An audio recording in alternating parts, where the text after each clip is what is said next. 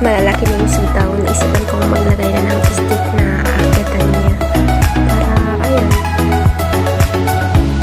tuluyang mag-grow.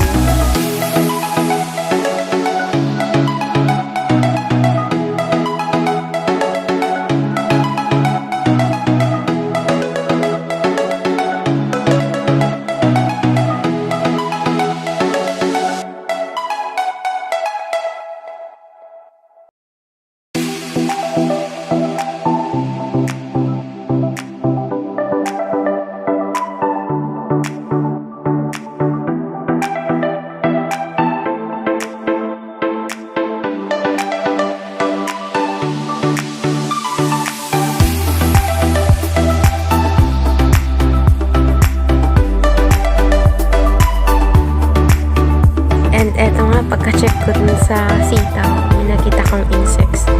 That's why, ayun, pinisil-pisil ko para mamatay sila. Since makakasira talaga sila dun sa sitaw. Kaya, ayun.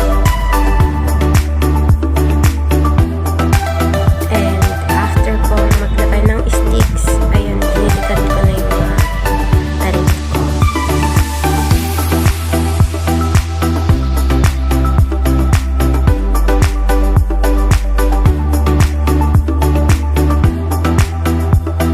June 10, 2022.